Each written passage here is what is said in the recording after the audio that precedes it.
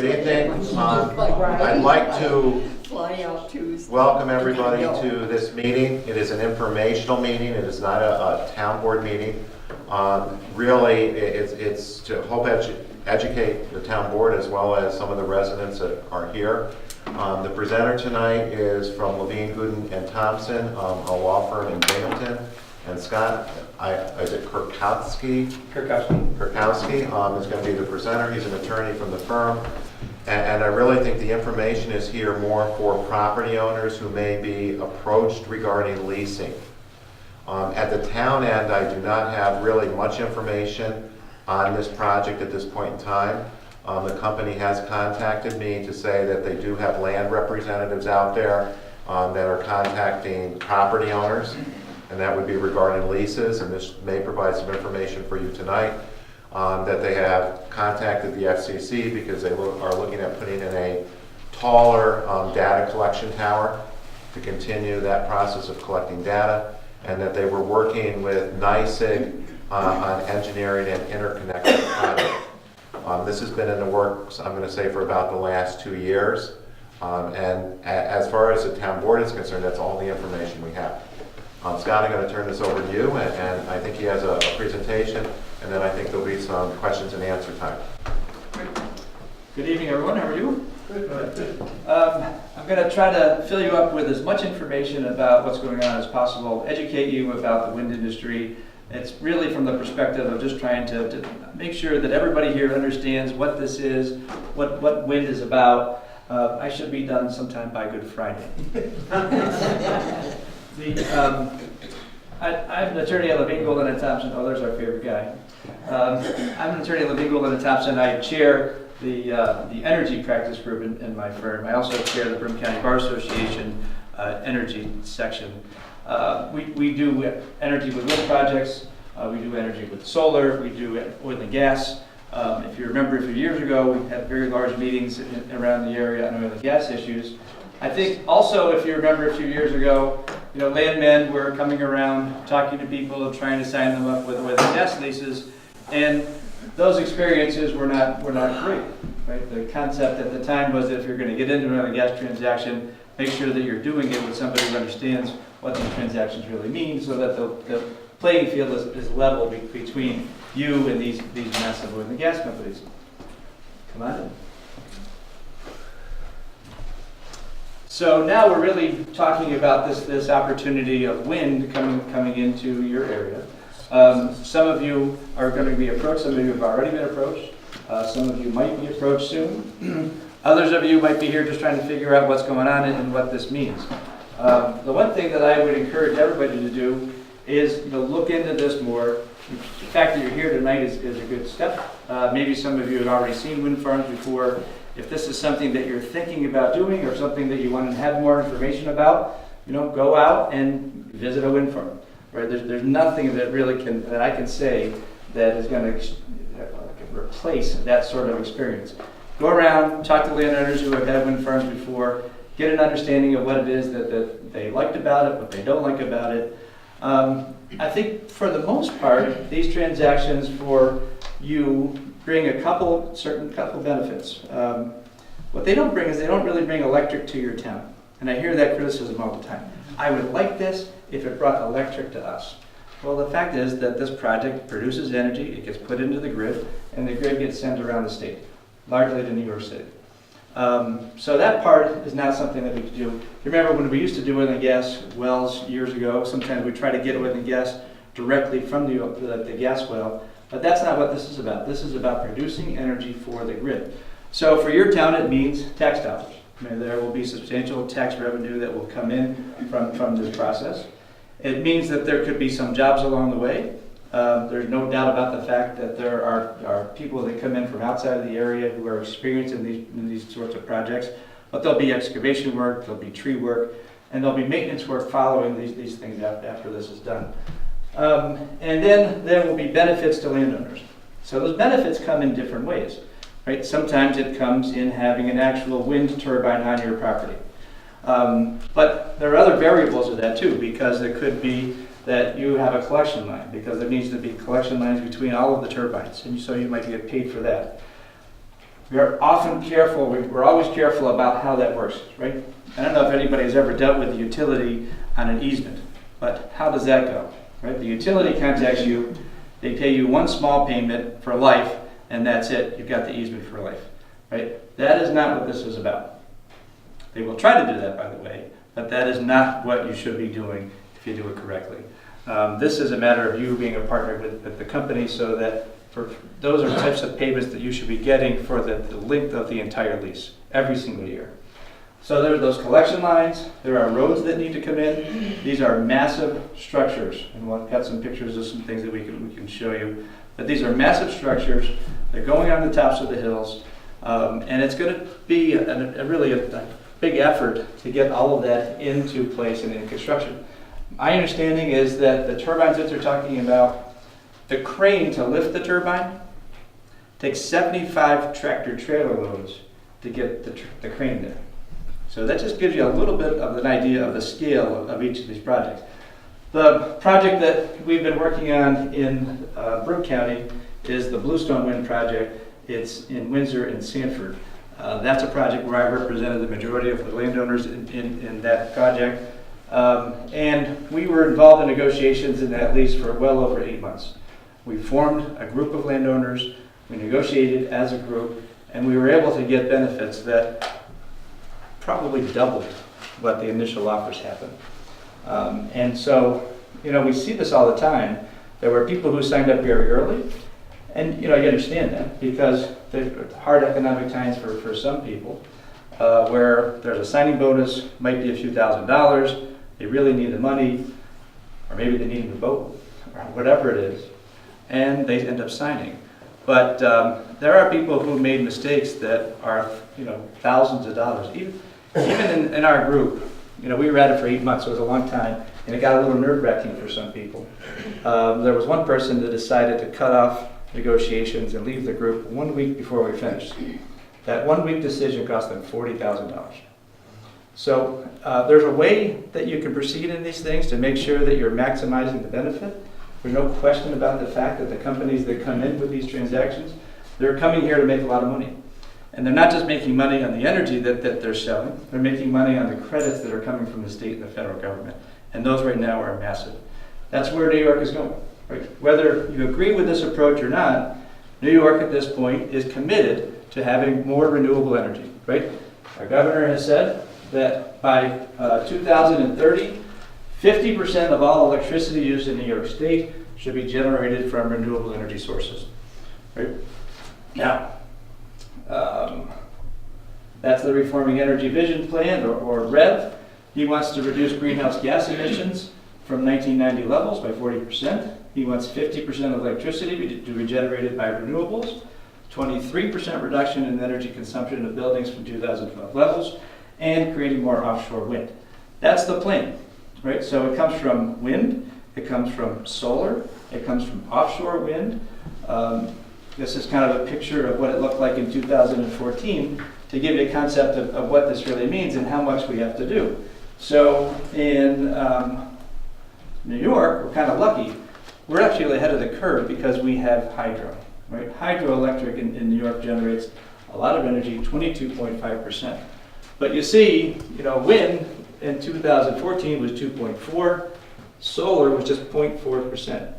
So in order for us to get to a point where 50% of our renewables come, 50% of our energy comes from renewables, you see we have a really large gap to make up. Nuclear has always been a very big part of that equation, but plants like the Indian Point Power Plant in Long Island, right, the governor has decided to close this.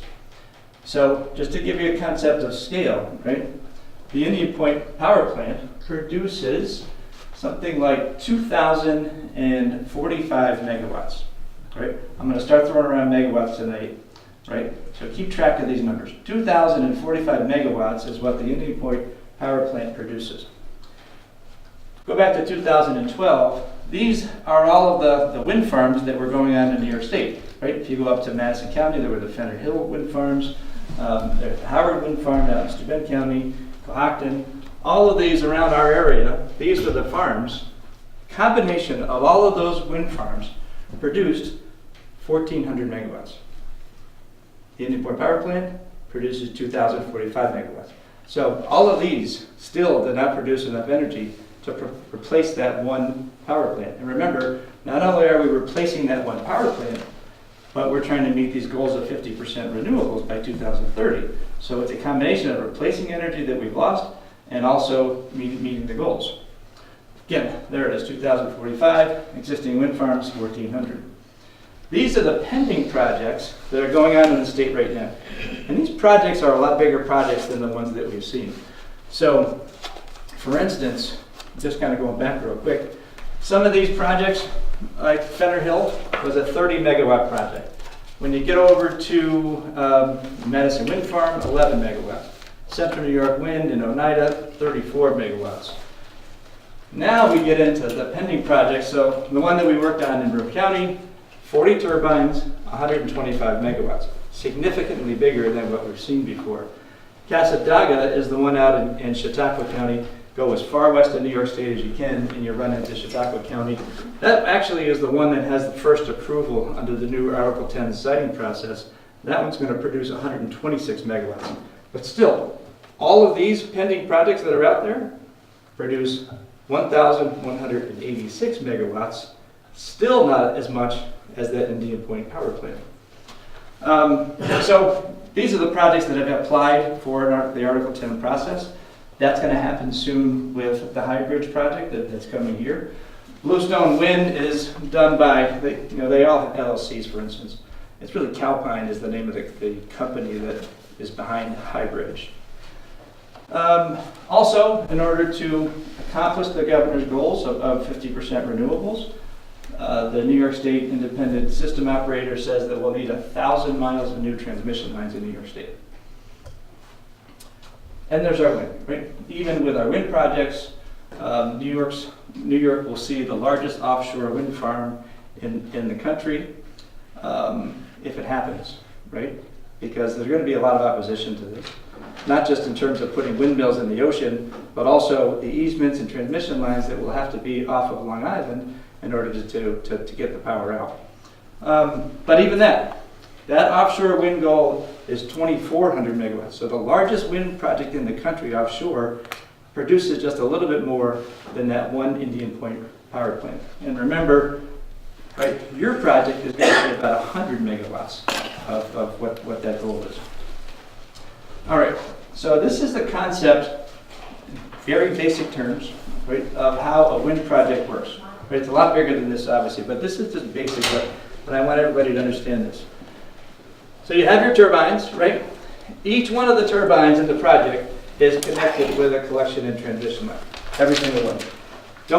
There's these collection and distribution lines, not to be confused with overhead transmission lines. Right? All of these lines that go between the turbines, we want those lines to be underground. And what we've done is we've negotiated provisions that say that every chance that they can to put that underground, unless it's commercially unreasonable. So if they've got to blast in order to make something like that happen, that might be commercially unreasonable. But for the most part, you're going to see all of the collection lines between the turbines underground.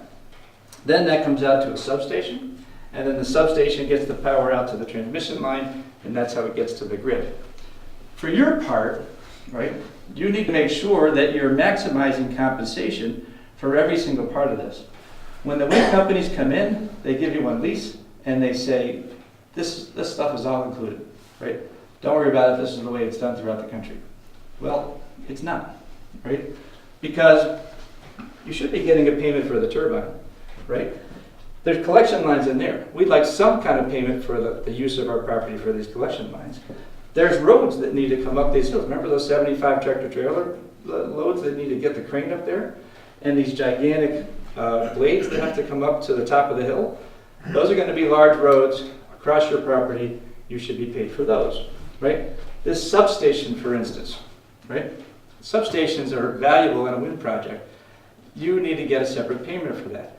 We've actually excluded the substation from the lease. We did not want to negotiate a substation payment for everybody because we thought that would water it down. What we really wanted to do was say, when you find a property owner that's going to have the substation, contact us, and then we'll talk to you about the value of that. And we're in negotiations right now on the substation in the other project. And then transmission lines, right? Transmission lines, if they're going to be overhead transmission lines on your property, they should not be paid the same as underground collection lines. So you have to have that as a separate payment too. So that's kind of the concept of a wind project. And you need to be thinking about those terms of every single element of it and how I'm going to be compensated throughout the entire project. This is kind of a picture of one of the foundations that's required to put one of these things up. This is a bigger part. Every single one of these turbines in this project, there's a 500-foot radius from the center of the turbine, which is an exclusive use area. 500-foot radius is 18 acres. That's a lot of property, right? So keep that in mind. 18 acres around every single turbine is an exclusive use area. Now the lease refers to this as exclusive use, but what we've done in that process is we've made a number of exceptions to say, all right, we call it the exclusive use area, but here's the list of everything that we can do with our own property. And basically we've got it down to, unless we're going to be interfering with the project itself, we can go ahead and do it. Oil and gas and being able to protect your oil and gas rights, that's been a major issue in the lease that we've been working on, because we want to make sure that those rights are still protected. I will have people say to me, but I'm not interested in oil and gas, I don't like it and I don't ever want to see it.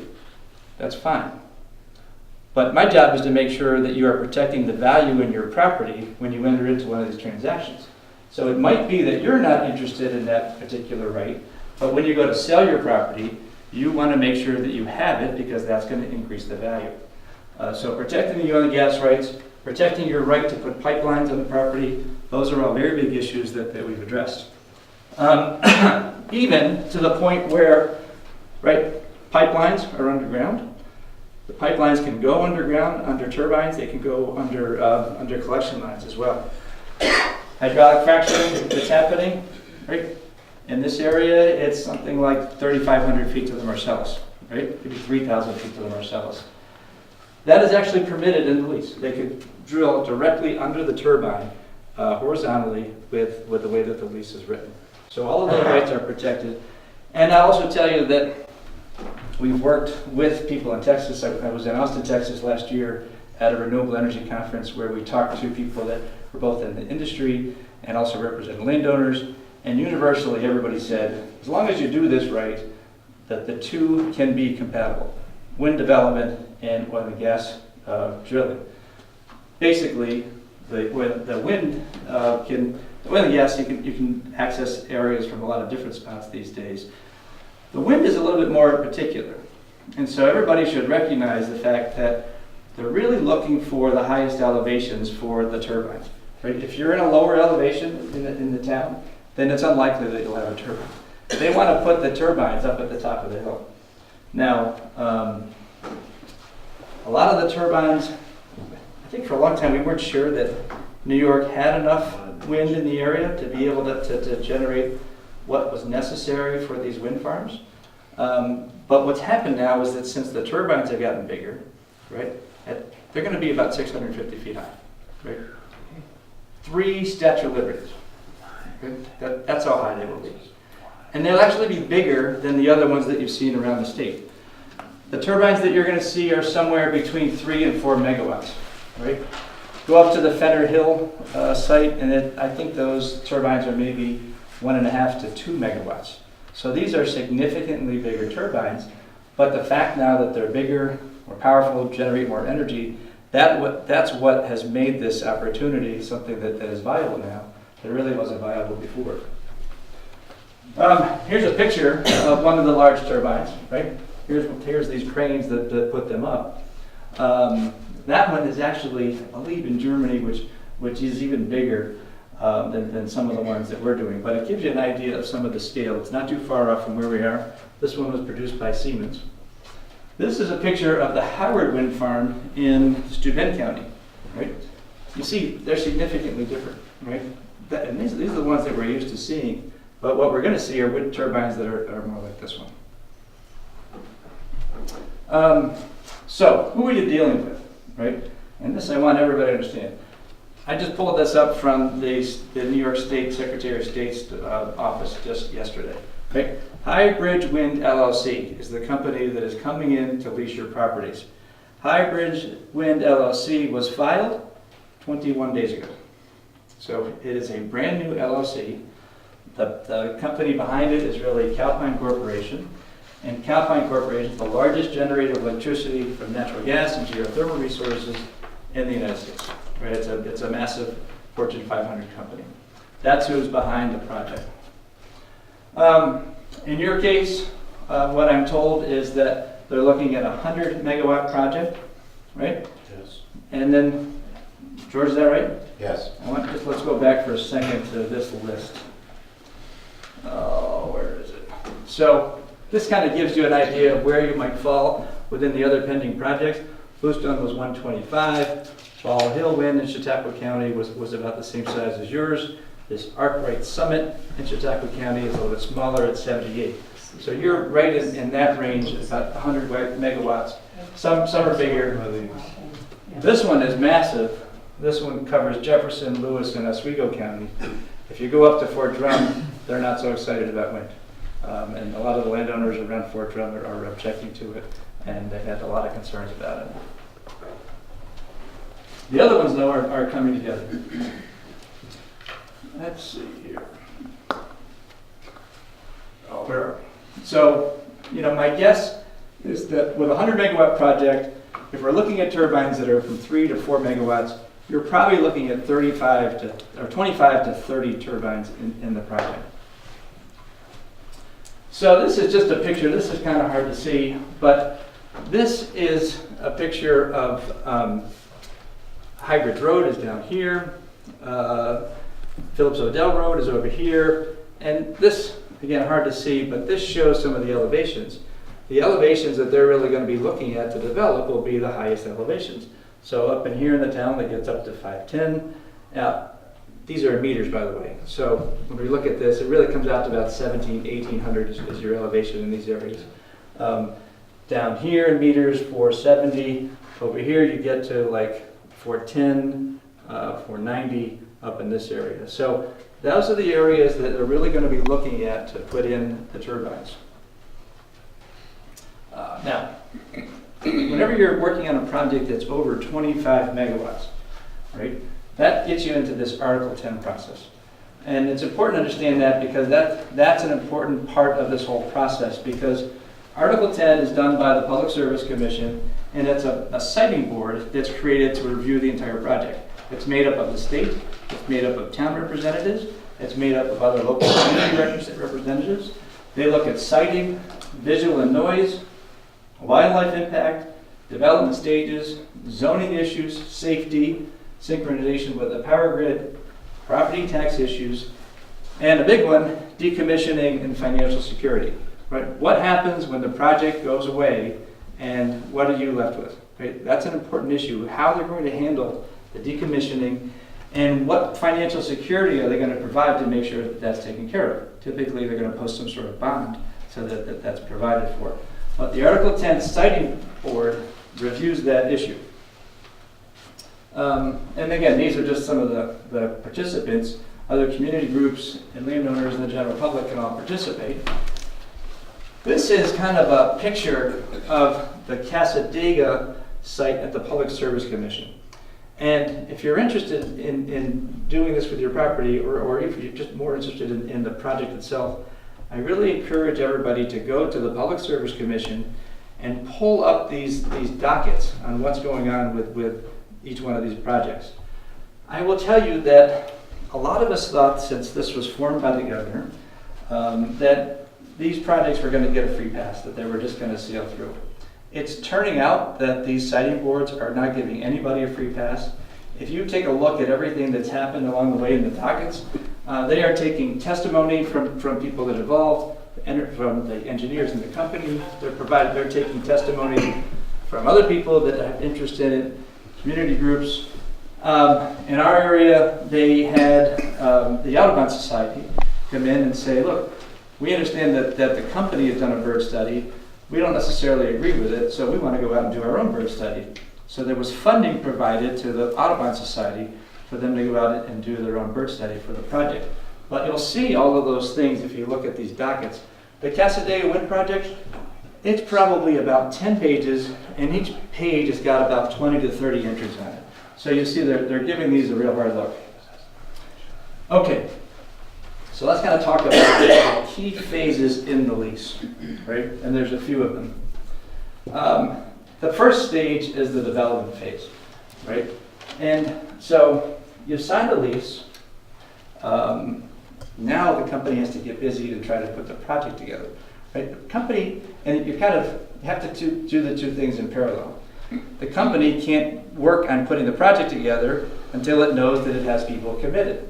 And in fact, they have to put that out to the utility companies and to the state to show that they have a certain amount of the project committed before they can go on to the next step. So there's a development phase that will last probably a couple of years, where they kind of put the project together, see how it all fits, and it's like a puzzle, right? Because you figure out who can hold each one of the turbines, where the roads are going to go, where the collection lines and the transmissions are going to go, and gradually the whole project comes together to the point where they've got everybody committed from the landowner's point of view, they've got the municipalities committed, and they've got the state committed, and then that's when they finally get final certification so that they can move forward. We'll go back to the development phase in a second, because there was an important issue about what you should be looking at and what you can expect before you get into this. So once they get past that stage and they get their approval, then they'll start their construction. There's actually a fair amount of pressure for them to construct early because they get more credits the earlier they do this.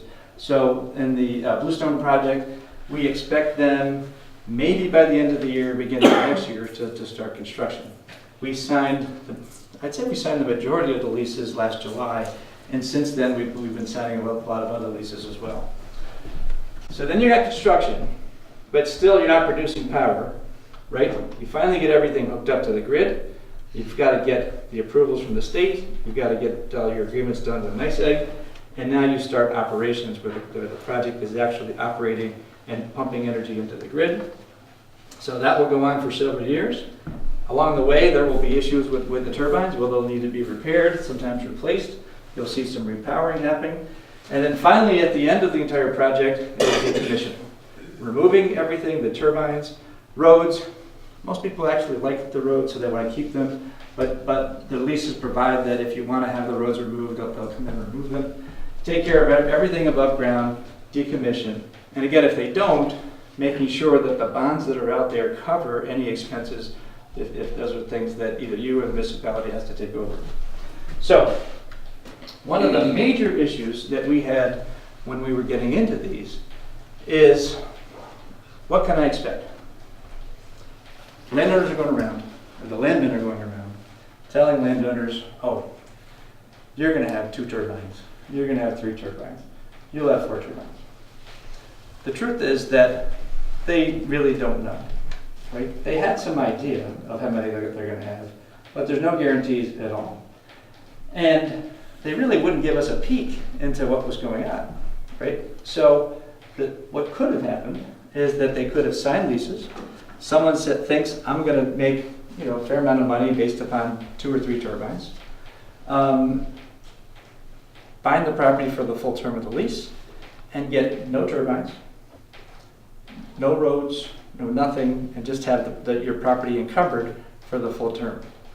So as a group, we said, we're not going to do that. Right?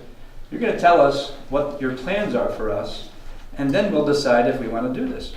And so we had this fight over getting a development plan and getting a peek into what the project looked like. And that fight went on for quite some time, and eventually I'll tell you that because of the group that we had, they knew that either they were going to work with us or they weren't going to have the project. Eventually they said, okay, we will add a preliminary site plan to the project so that you get to see that in advance. Right? This is an example of a preliminary site plan. These circles with that, the dot in the middle, those are the turbines. Right? So this property was getting 4 turbines. This is a very large property, by the way. And keep in mind that these turbines need to be spaced so that turbulence from one turbine doesn't interfere with another. So you need a fair amount of space in between each one. These, you can tell, by the way, the prevailing wind does not go this way. Because if the prevailing wind went this way, then each one of these turbines would be interfering with the other. The prevailing wind in this case went from east to west, and you see it cut right across those turbines that way. So this is an example of a preliminary site plan. Here are the turbines. And again, this is hard to see, but these lines in here, there's two things going on in these lines. The dotted line in there is the collection line, the underground lines that connect each one of the wind turbines. Also along there are the roads, because they need to have access roads to get to each one along the way. So there's the turbine, there's the road collection line, comes out and connects this one. That one, again, roads, collection line, collects these. And then now these collection lines are coming back out this way. In this case, it was along the road itself, the public road. And then that got out of that property onto the neighboring property, and then eventually out to the substation, and from the substation to the grid, right? That's how this preliminary site plan came together. And so this landowner said, look, based on this, I'm willing to enter into this project. Again, that can change. We pushed hard for guarantees, but there are so many elements in the project that come up along the way that make a guarantee impossible. I mean, just not practical. So, for instance, we had a property that had, they found a rattlesnake den on the property, right? Well, there's no way that DEC is going to permit a turbine in an area where the rattlesnake dens are. So that property was out. If it turned out that there are wetlands along the way, those are reasons for that to happen. If it turned out that for some reason, they could not get the power out from this property across this one, like let's say that there was no easement that was signed by this landowner, then maybe something has to go out in different directions. And as they're making those changes to the project, that could change exactly how many turbines you have. So they will eventually give you a final site plan, and then also give you 60 days to review it and consent to it. Making sure that the landowners had consent to everything that happened was a crucial element of what we wanted to do. So the landowners have consent. The consent doesn't go to the point where you could say, I've changed my mind, I don't want a turbine anymore, or I don't want this on my property. It has to be reasonable. But you still have consent on locations. Now, one of the other big issues that we had, remember this was the Bluestone Wind Project.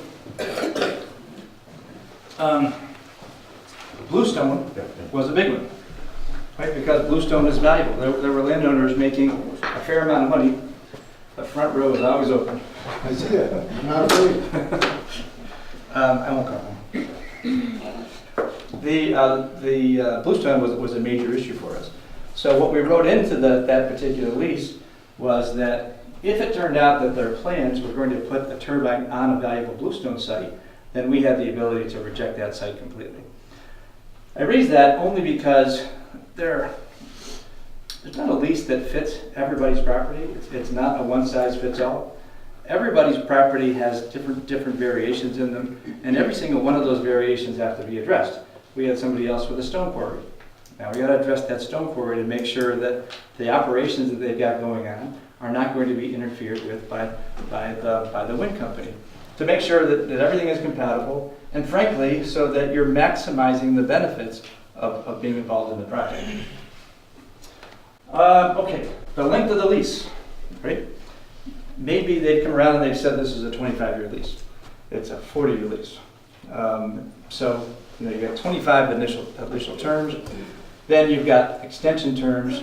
I think it actually comes out to 42 years as the total term of the entire lease. So you might be around in the back, but a lot of us are not going to be here.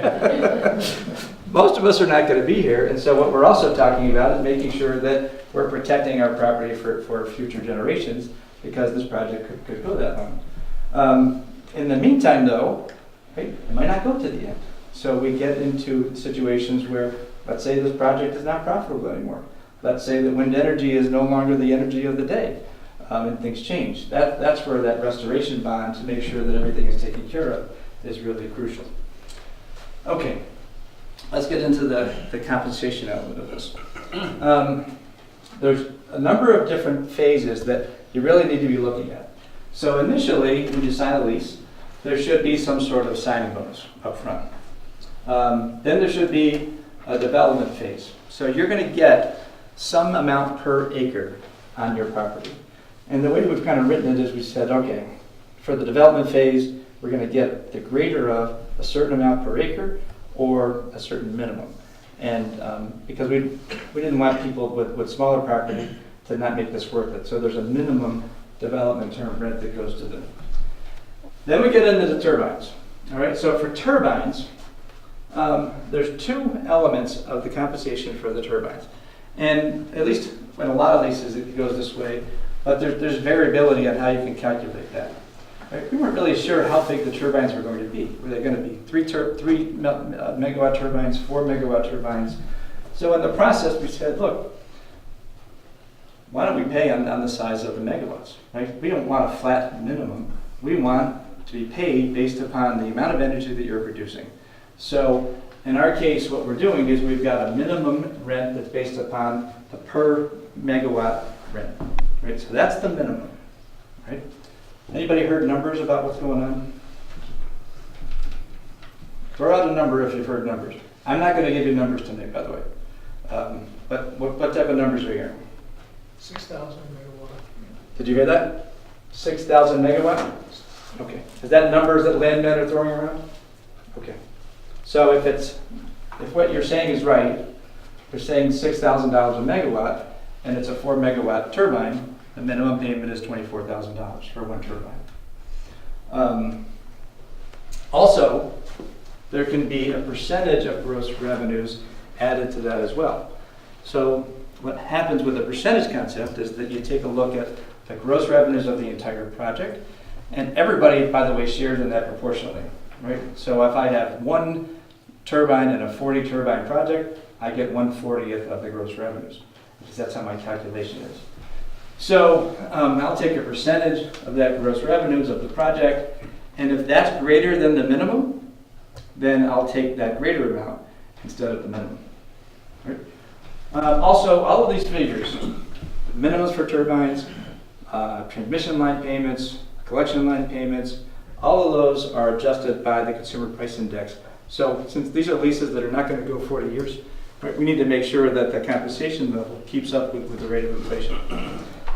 Easements, always the big issue, is it one time or is it annual? And of course, every chance we get, we want to make sure that those are annual payments that you're being paid over time. Same thing with roads, collection lines, and transmission lines. The transmission lines, by the way, they're a big deal, and you should be paid more on those than you should be on the collection lines. More construction impact payments. So there's certain impacts to your property that will certainly happen when the construction starts. Generally, the way that this works is that if you have a turbine on your property, the construction impact payment for the turbine is equal to the minimum rent. So you throw out that $6,000 per turbine or per megawatt at that's $24,000. $24,000 would be your construction impact payment when they start construction. Now keep in mind, remember we were talking about the construction phase, operations phase. The minimum payments and the revenue calculations, they don't start until you actually start producing power into the grid. So early on, right, we're getting this development term phase, our payment every year, which is relatively small per acre. But then the construction impact payments are what comes in, that's really the next larger payment that you'll see. So again, minimum turbine payment if you have a turbine. Also payments for roads and for collection lines. So those are calculated at minimums or per foot calculations as well, so that you're getting those construction impact payments. Attorney's fees, that is part of the calculation typically when you sign these leases. I would say here that we have to have discussions with High Bridge Wind over how that's going to work. The landowners in Bluestone, everybody walked away with money after they signed, right? But the landowners in the Bluestone project put money into it to be able to get to where we were. right? To be able to negotiate for 8 months straight took a fair amount of time and cost a lot of money. I don't think that that's really going to be necessary here. So I think what can happen is if the company says they will agree to pay you a certain amount of reimbursement for attorney's fees, I think it's probable to say that we'll be able to assign people on retainer agreements, not require any money up front, and have Bluestone, that was, and have High Bridge reimburse you for the attorney's fees. That's what I would like to see happen. Again, I still have to have additional discussions, and we already represent some landowners in the project, and so we'll start those discussions. All the work that was done in the Bluestone project, right, that benefits you guys, because that whole 8 months of negotiation has really hit so many different issues along the way. And that's also not to say that for your area that negotiation is done. Because I will tell you that we're still signing leases and we're still making changes along the way to fit particular issues for properties. So if you decide that there are still things that you want to get addressed, they can still be addressed. Met tower payments, right? If you have a meteorological tower on your property, you need to be paid for that. That comes up front. That usually comes before you sign the lease because they need to figure out if you've got enough wind to support the project. And those Met Tower payments, they go back to the manufacturers of these companies. And a lot of these companies that produce these turbines, they give the wind company a guaranteed payment, a guaranteed production payment. But they have to have the right Met Tower data in order to do that. So that Met Tower agreement is key. We have negotiated all of the Met Tower agreements because there are other things along the way that you still need to have. They're paying you up front. They should be paying you per year. But you also need to make sure that you're insured, that you're indemnified, and that if anything happens on the property, any tax increases, anything like that, they're covered under that Met Tower agreement.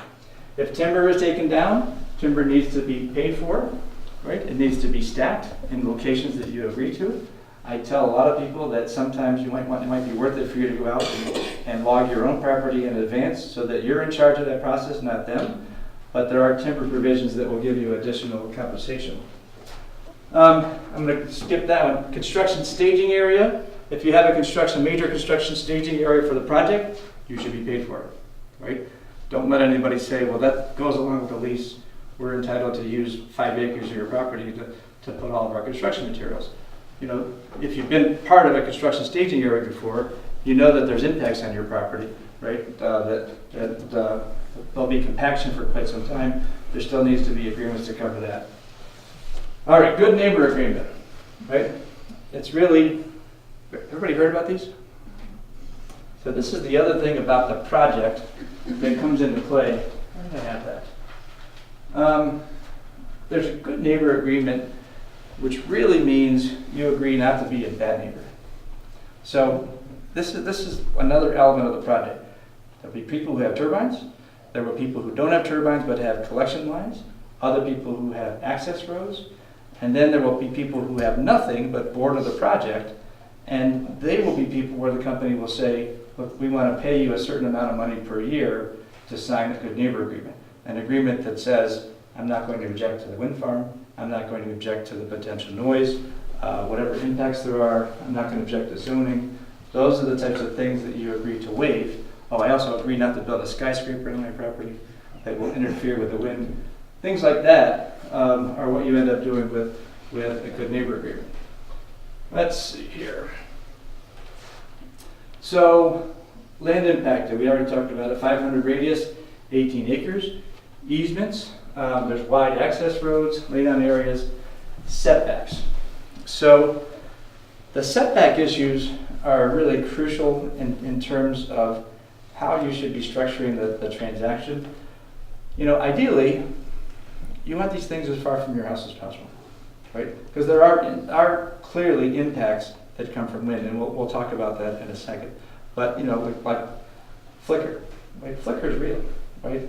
If there's sun shining behind the windmill, and the windmill is producing a shadow in your house, and all day long you see this against the wall in your living room, you're going to get motion sickness, no doubt about it, right?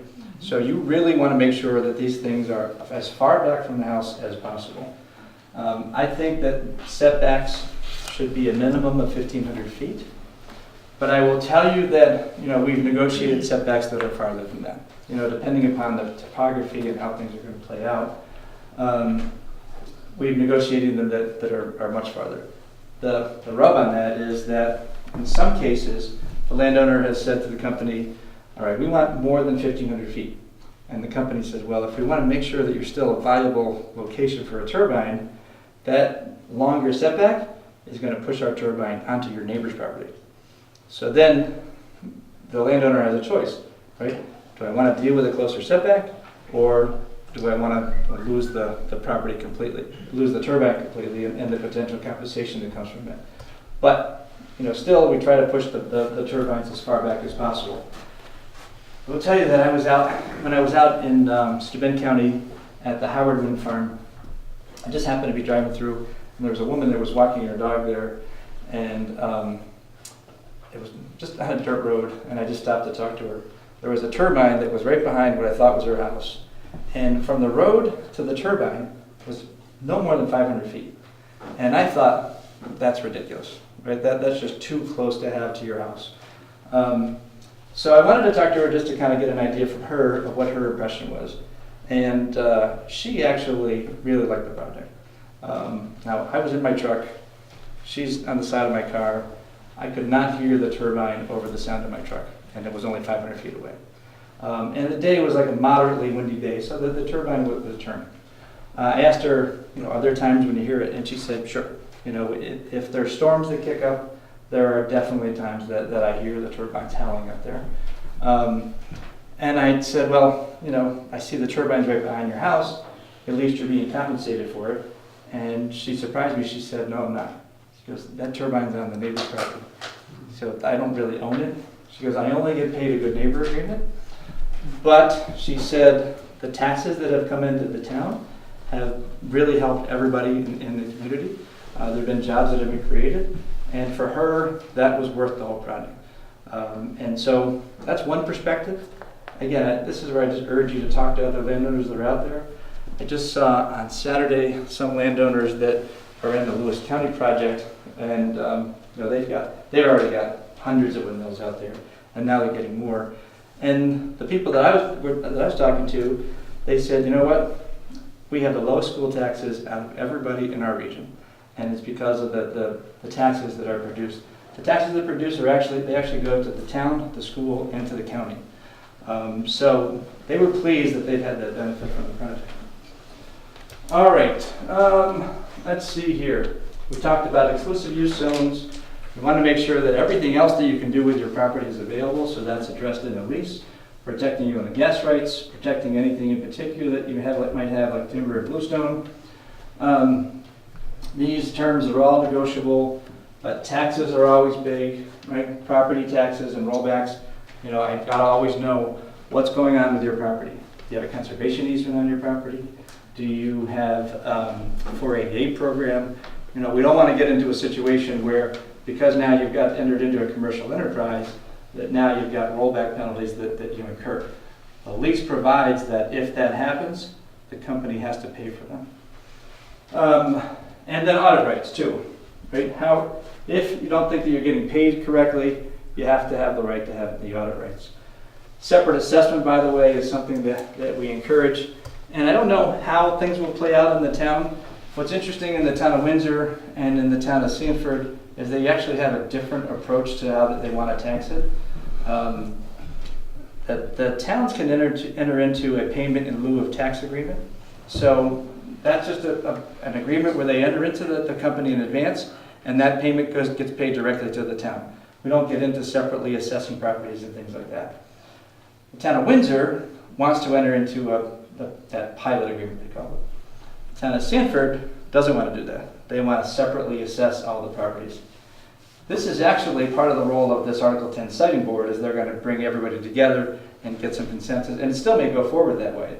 But if it turns out that the property is separately assessed, and that particular structures on your property are separately assessed, then most towns will allow you to be separately billed, like a cell tower, for instance. Do you have cell towers that are separately billed?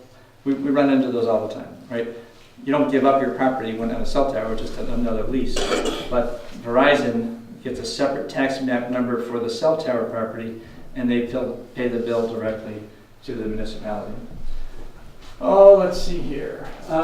Insurance, right? You gotta have insurance. This is not a normal project, and the insurance should be big. There should be indemnification provisions in there too, to make sure that if anything happens along the way that's related to the project, that the company is coming in and taking care of that claim. Now, indemnification is important, but remember that company was just formed 21 days ago. So there are not a lot of assets in that company. The insurance is really the big part to make sure. The insurance provision actually says that it ensures the contractual provisions of the contract, and one of the contractual provisions of the contract is that the company indemnify you. So you want to get as much insurance as you can, really for every phase of this, right? Not just people who have turbines, people who have roads, collection lines, access easements, substations, transmission lines, all the way along the way. Anytime they're coming onto your property, by the way, there should be some sort of insurance and indemnification agreement. Let's see here. So, the big thing that's going on right now is battery storage. And this is fairly new. It's hitting a lot of renewable energy projects right now. Come on in. Hi. Battery storage is something new. And when we were negotiating, we saw this coming. And the thing is that you wouldn't know this. These leases, by the way, are massive. They're like 50 pages long. You wouldn't know that what battery storage means, because you agree to have the electricity transported and the facilities constructed on your property, and then 2 words are added into this very long paragraph in the middle of the 50-page agreement that's battery storage. Well, battery storage means things like that. And like that. Right?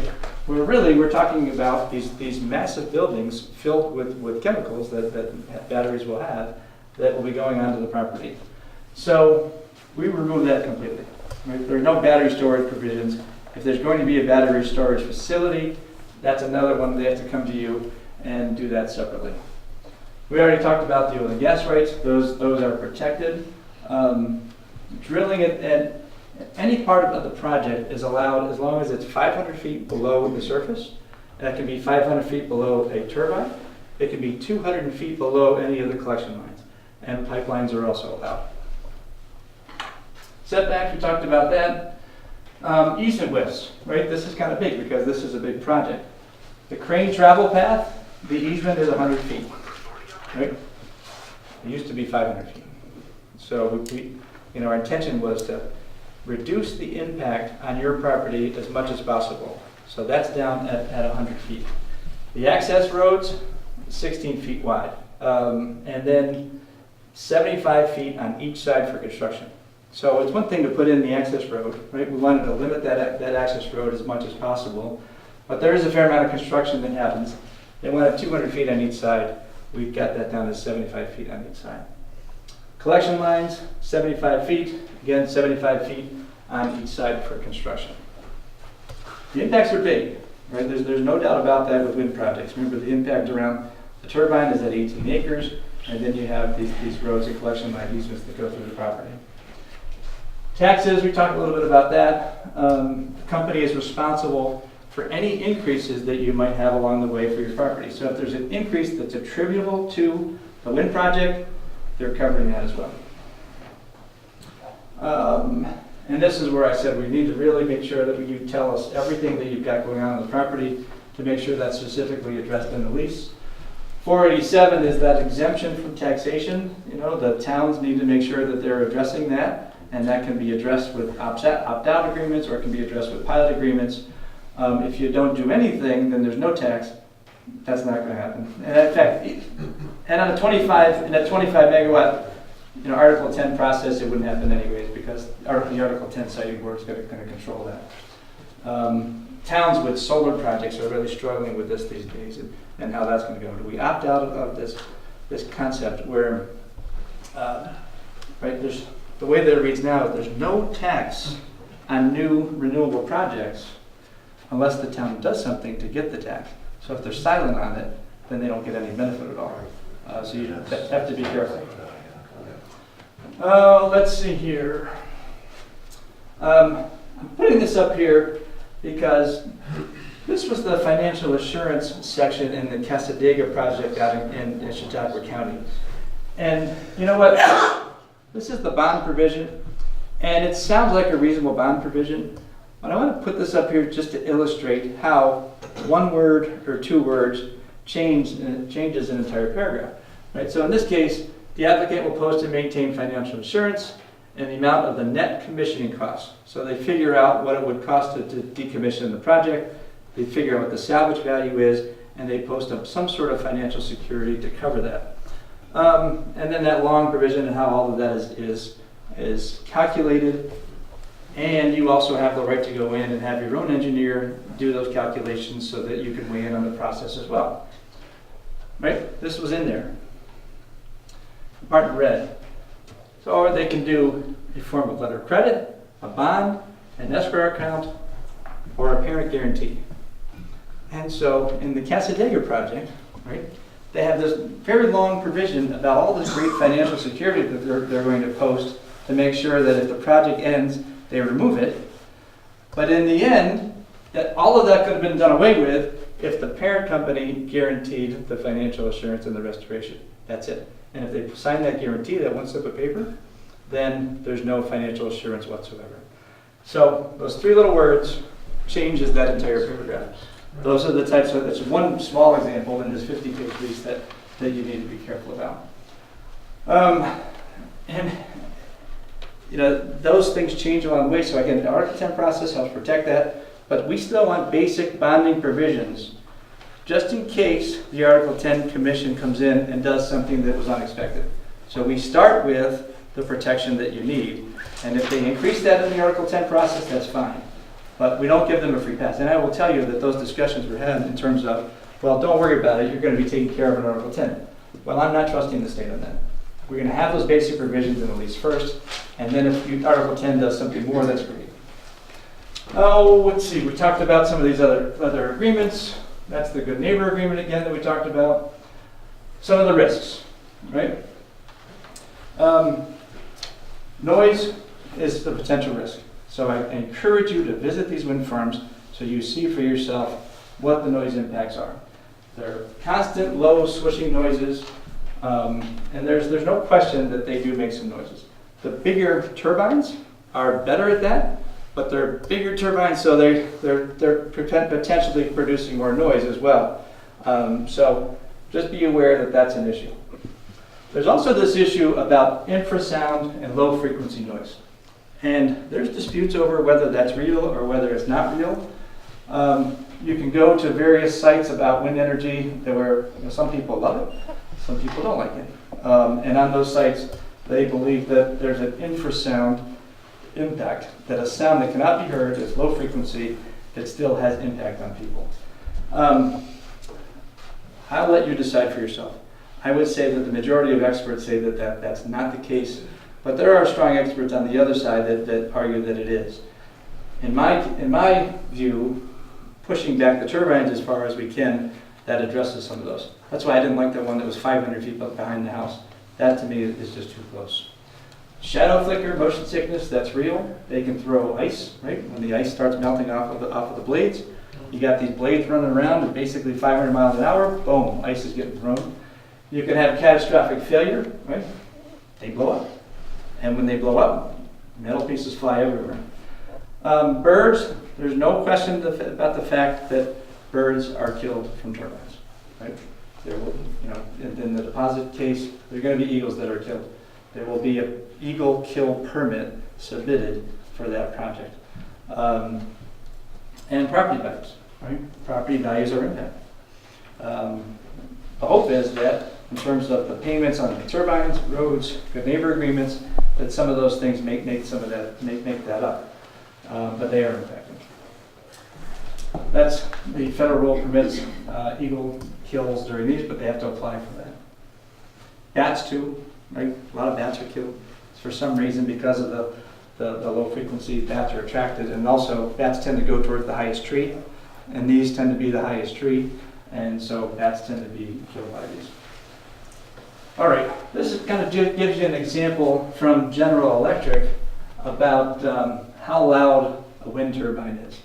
I just say about this, it's from GE, so to me this is an industry illustration, and so I'm always somewhat skeptical about that. But you know, when you're this close, 105 meters, we're really looking at the sound of a lumbar. 105 meters, what's that? 300 feet, something like that. We get out a little bit further, you know, we get to like 80 meters is the sound of a vacuum, blender. Get out here, we get to at 100 meters is an air conditioner. Get out here at 400 meters, the sound of a refrigerator.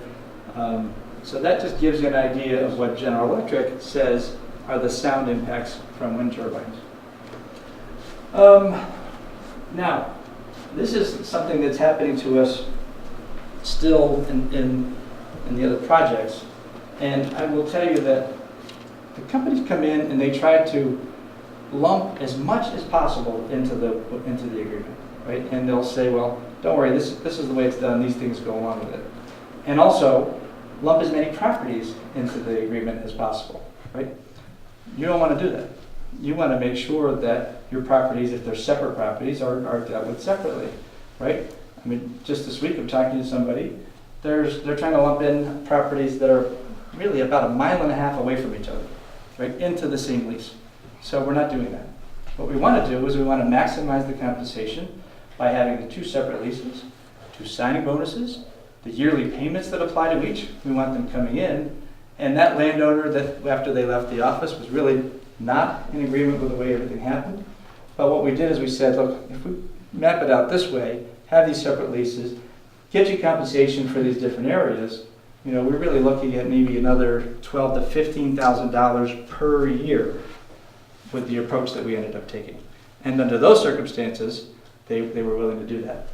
That is happening to us on a regular basis.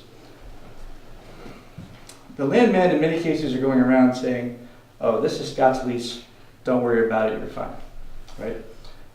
Every single time I've heard that, every single time they've been wrong, without question.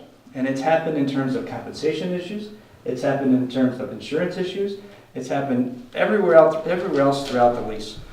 And along the way, just decided that there should be a change in a particular section, and those changes are made. So every time I get one of those, right, I compare it to the ones that we've negotiated, and I figure out what's the same and what's changed.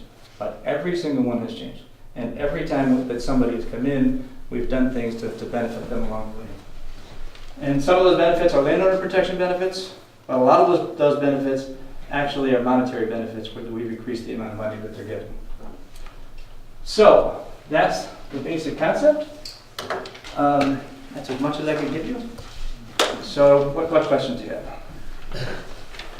A quick question. Do you have any idea at this point in time how many potential landowners in the town are going to be impacted by this? How many will end up signing agreements? Possibly. Yeah, you know, it really varies. I haven't looked at, you know, how your land is laid out. So on the tops of your properties, right, what's the average size of the property? I would have no idea. You know, like, we're talking about 100-acre properties, we're talking about 1,000-acre properties. Or roughly the farms around here are like 250, 170. Yeah. Okay. Those are average lot size. So, you know, depending upon how your property works out, you know, if it's a property with 250, you're going to support multiple turbines, right? Most likely. So let's say a farm with 250 acres has got 3 turbines, right? And a project that's going to have 30 or so turbines, right? Now there's 3 of them. So when we look at it, right, 30, what do we say, 30 to 40 turbines, right? We're not necessarily going to have 30 to 40 landowners with turbines, right? We're going to have landowners with multiple turbines on their property. But from there, add in the landowners who will have the access road agreements, right? And there'll be a fair number of those. And the landowners with the the collection line easements, and the transmission easements, and someone will end up having a substation, right? Please don't give that away. That's very valuable. You've got to make sure that you're being compensated appropriately for that. The project that I worked on in the Ithaca area, the substation was huge, and we got up, the landowner wasn't excited about the whole project, but we got up into very high numbers for that substation. It is not a calculation of what you can get for your property, just by selling vacant land. It is never that. It's probably 10 times that. So just be aware of that up front.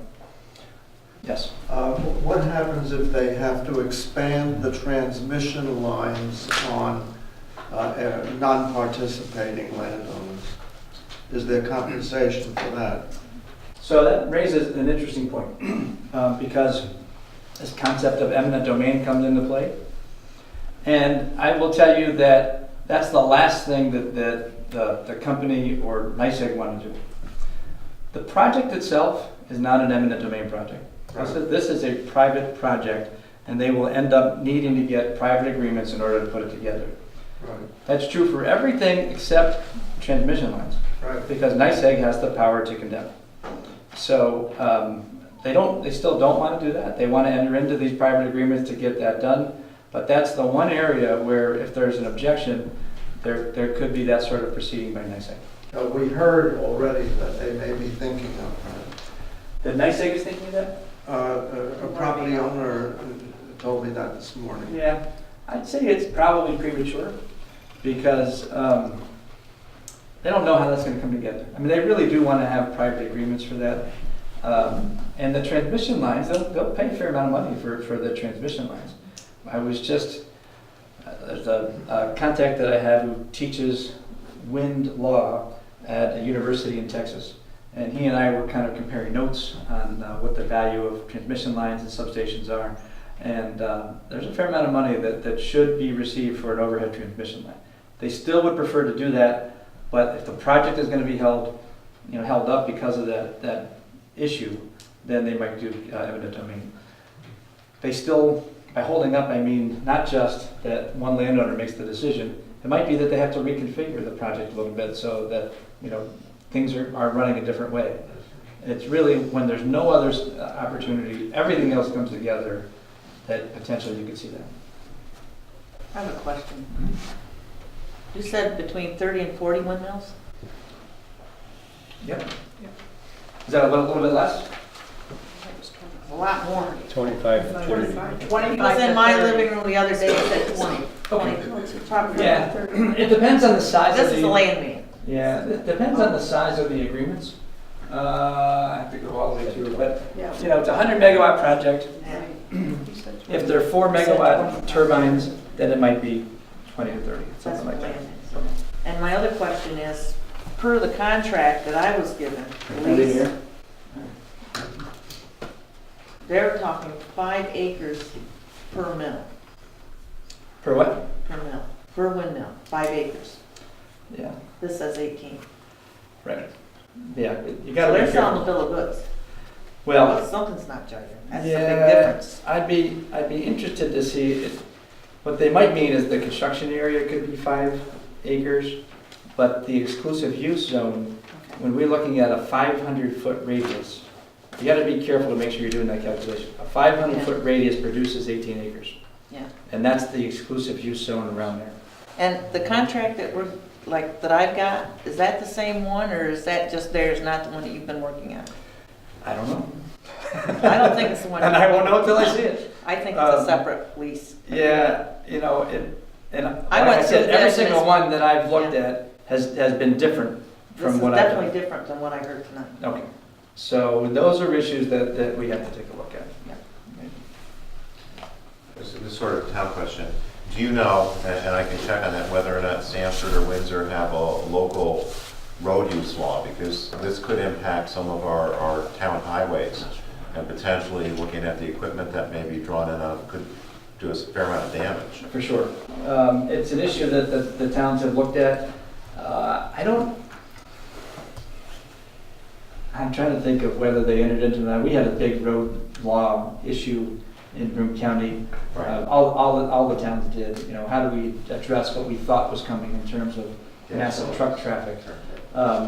And so some towns were able to incorporate it, some towns did not. Well, we actually had a template drawn, we just never adopted it. You know, that might be something the board may want to take a look at again. The problem, of course, with road use agreements is that you can't discriminate. Sure, You know, so every time you start talking about a road use agreement, you bring into play the garbage trucks and the dump trucks and the loggers and people that you really don't want to impact. Right? The truth is you want to discriminate.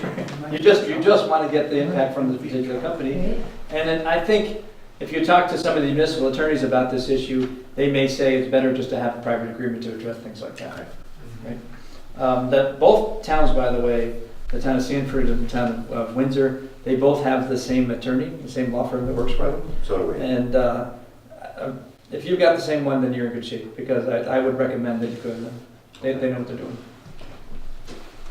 How did you say you get compensated for negotiating the lease? Well, so, you know, the way that I usually get compensated from everything that I do is you come into my office, you sign a retainer agreement, I estimate the amount of work that I'm going to do, and I tell you, you need to write me a $3,000 check, and then I'll get started. That's the way it usually goes, right? In this case, I think the way we're going to put it together is I'm going to say to the company, look, we have a bunch of people that are interested in putting this project together, as long as we're doing it on the correct terms. And as long as you're providing the restitution or reimbursement for the attorney fee, then we're willing to move forward. So this is, again, because we had an element of the attorney fee that was factored into the project, and it's often factored into projects like this. But I think that what I can do is incorporate the entire fee into the retainer agreement that we signed, so that they're reimbursing everything. I don't think I'm gonna, I'll tell you right now, I'm not gonna ask for retainers up front in this case, because I'm fairly certain that I can get that done. It's all a negotiation, you know, everything is a negotiation. It comes down to, you know, us being able to have negotiating power, and then going back to the company to say, look, nobody wants to pay an attorney fee, as long as you're taking care of that, and giving them a sizable signing bonus, and paying them appropriately on each part of the lease, then we'll deal with it.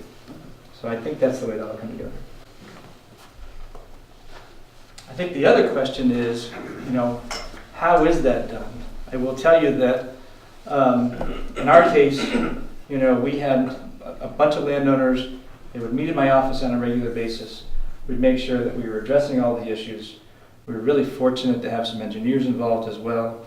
And so when you look at the leases, like in terms of even distances for collection lines, I mean, you'll see that those distances are calculated not based upon a straight line from here to there, but it's along the contour of the property as well, right? That's how we're calculating the distances for roads and collection lines, so that you're maximizing the amount of income that you're receiving. And that came straight from the engineers. So it was a great experience being able to work with them, and also some other developers that we had in the project. But in the process, you know, we hammered out a tremendous number of issues.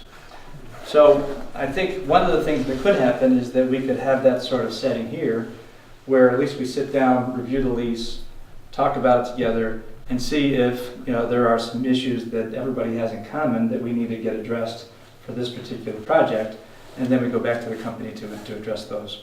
So that's my thinking. You know, what we're doing right now outside of the Windsor project, after closing the majority of the deals, is we're kind of handling them on a case-by-case basis. Everybody that comes in, you know, looking at their particular property, figuring out what it is that we need to make work for them, and then handling that from there. But, you know, that lease has been around for many months.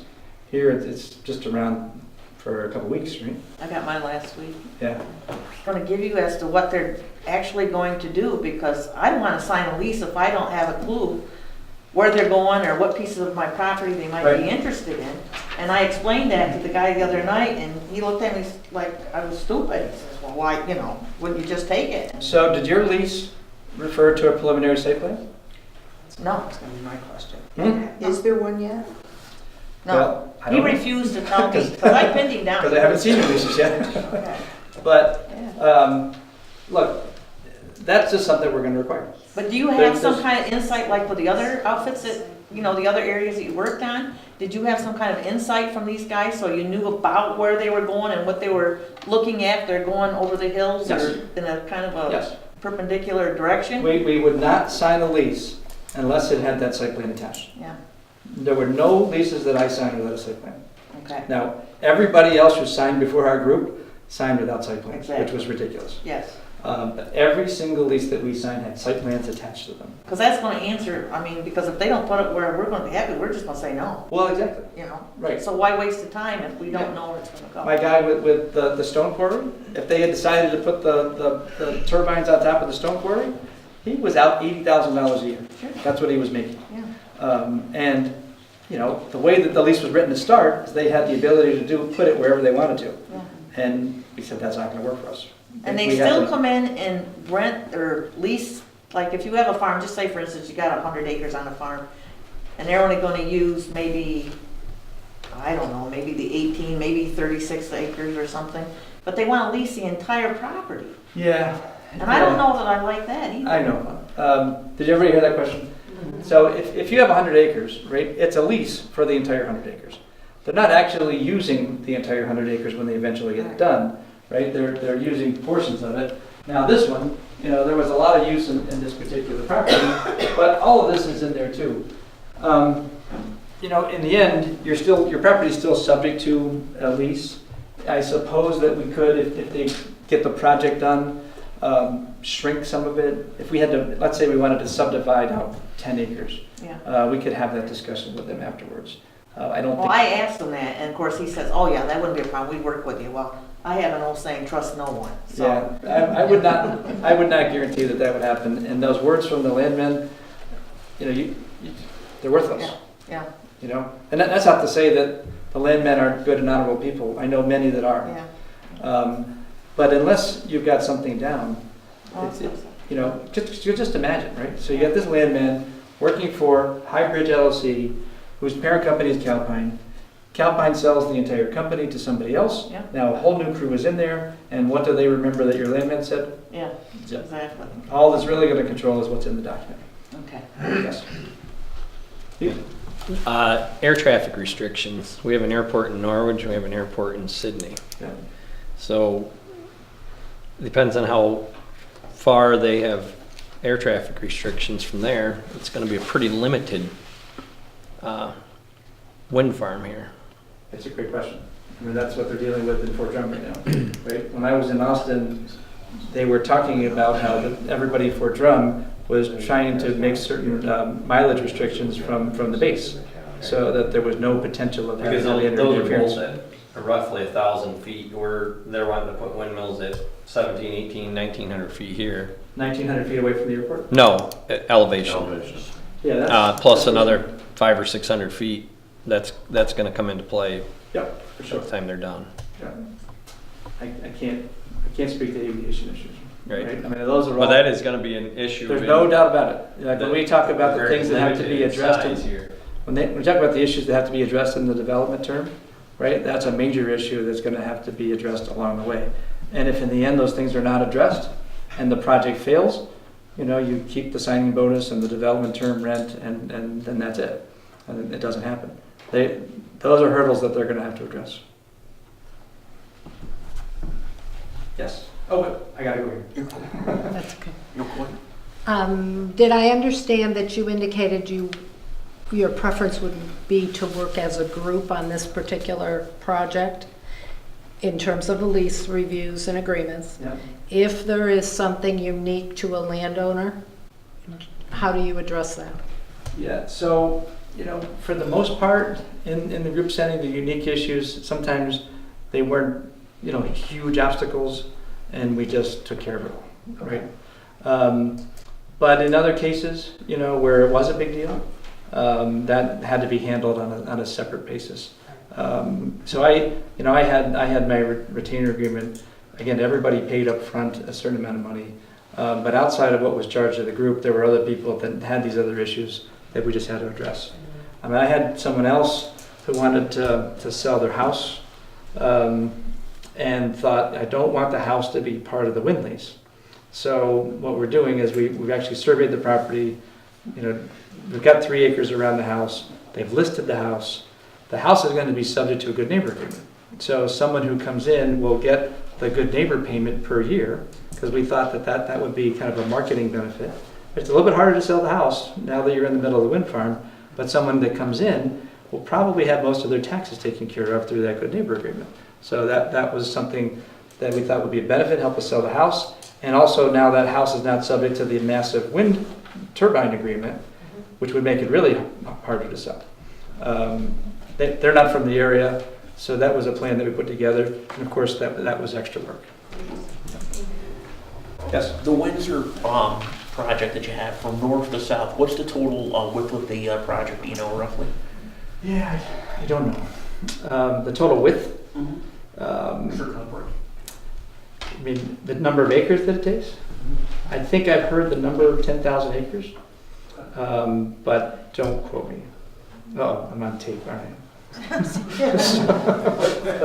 think I've heard 10,000 acres. But now also too, when they do that in like a hub and spoke approach, like they have little fingers coming off? Oh, no doubt, right? Because they want to try to minimize their construction costs, right? And to the extent that they can keep everything together, that helps them do that. Where they have one main hookup line on the feeder lines. That's going to be the plan, right? Is to bring all the collection lines together into one substation. We'll talk about how that landowner is going to get paid for the substation on their property, and then from there out to the transmission lines. But the transmission line happens to cross my client's property, so that's the ideal location for the substation. Right? I mean, a lot of this is happening also not just because of your elevation, but because you have a great transmission line coming through here. Right? That's what makes the project valuable. Other questions? And what about the battery storage? Have they started to do any of the battery storage stuff in New York State yet? They have not, but I was just told yesterday that they're looking at potentially upstate. Well, this was what I had heard. Someone said Calpine has already been picked as the company to start doing battery storage in upstate New York. Now, I did not see this article, but I heard that from someone else. So to me, that means Windsor Sanford and your project here. Now, the battery storage is kind of interesting. I mean, the whole intermittent quality of renewable energy is the challenge, and battery storage helps to level off those peaks. But again, if you're going to have one of those big buildings that I showed you on your property, you need to make sure you're paid appropriately for that. Any other questions? When do you expect to see a preliminary draft of what they want to do? Now 20 minutes. I'm already getting calls from your neighbors to work with them on the project. And so, it's starting to come together. I just haven't seen it yet. Okay. I think we have to figure out how to start that process. You're happy to talk about it and figure out what you think is best. I can take names of people who might be interested in working together, and then I can start contacting everybody if you want to do that. I'll leave it up to you to decide what's best. I see different sorts of approaches, right? I see some people who want to make sure that they're involved in every step of the way. I see other people who say, just let me know when you're done and where to sign. And I'm not going to tell you which way to go. I will tell you that there's been a lot of effort already, and then I'm going to be looking out for how this particular lease fits your property. Yes? Two questions. One is on the good neighbor agreement. Mm-hmm. I've approached, I think it's fairly favorable, go through terms, have a neighbor on an adjoining property who is not necessarily supportive of that. How is that mitigated? Well, in terms of the landowner who's not supportive, Correct. right? It might not matter much for you. I mean, are you suggesting that maybe you might have a good neighbor agreement? Or if you did have one? No, I'm just thinking, could a person who is not supportive of a good neighbor agreement hold something up or cause a plan to be redeveloped? You know, I have this discussion a lot with various landowners, right? And clearly, you know, for most of us, life is good. We don't like change, right? So this has changed. And so, you know, I know plenty of people that from the start, they're not too excited about it, and it takes them some time. One of the things that we always talk about with many of the landowners is, you know, this is coming. So you're likely to have the burden of the project. You know, shouldn't you also have some benefit from it? And most of the time, you know, when things come down to it, you know, people get resigned to the fact that this is going to happen, and they end up signing something like a good neighbor agreement. That's not true in every case, and certainly there might be people that say, look, I'm never going to do this. In fact, I'm going to oppose the whole project, and they're welcome to do that too. But you know, we haven't really seen much opposition. I think, you know, in our case in Windsor and Sanford, we've got town supervisors that are looking at things going on in the town, and they're saying there's not a lot of opportunities for new revenues here. We know that people are struggling with higher taxes. This gives us something to help. So they are, you know, encouraging the project and you know, talking to everybody about getting risks and the benefits. And for the most part, because that discussion has been open and honest, you know, everybody has been coming around. And that's not true around the state. There are some other projects where that's not the case, but that's how it's been going down. Okay, thank you. And then the second question is on the renewal option. So if the terms of lease are 25 years and then you have a renewal or some type of extension, would there be an opportunity to fold in a clause to say, okay, upon renewal or extension of this agreement, there's another bonus that's paid at that time, adjusted for CPI? That's a good question, you know, and you know, I always start with everything's negotiable. I can tell you that I don't think that this lease has that in it. And the concept is that, you know, they're already paying a certain amount per year, and they're committed to do that per year, regardless of the extension and adjustments for inflation. But it's something that could be considered, sure. And we see that with oil and gas leases a lot, right? The ones that I do in Pennsylvania all the time, if they don't develop after a certain amount of time, then they extend. The difficulty with those oil and gas leases is that once they start production, you're in. So if we kind of compare the two concepts, once you're in the project, you're in production. And typically in an oil and gas lease, you don't see a change. You don't see an extension payment. It's extended for so long as the well continues to produce. So, like I said, it's possible. Whether it gets some pushback or not, it's hard to say. Okay. Any other questions? Yes? What is the average life of the turbines? That's a good question. And I don't know the answer. And the reason is that these turbines that are coming out that are, you know, 4 megawatts, you know, they're brand new. The companies are competing for them right now to produce them. They're testing them. So I haven't seen figures yet on average life. But in the life of the lease, there will clearly be maintenance, and there will be times when turbines will have to be replaced for sure. So those are, you know, other issues addressed along the way that they've got to keep that up. That, by the way, was where the minimum payment protects you, because, you know, if the whole lease was just based upon what the project produced, and suddenly they just let everything go and don't maintain anything, Right. now you're out. So at least the minimum payment is there for that protection. So I would say that let's do this. If you want to give me your names, your contact information, I'm happy to take that. If you want to talk and then have a committee contact me, we can do that too. I'm happy to go either way, but thanks for having me tonight. Thank you.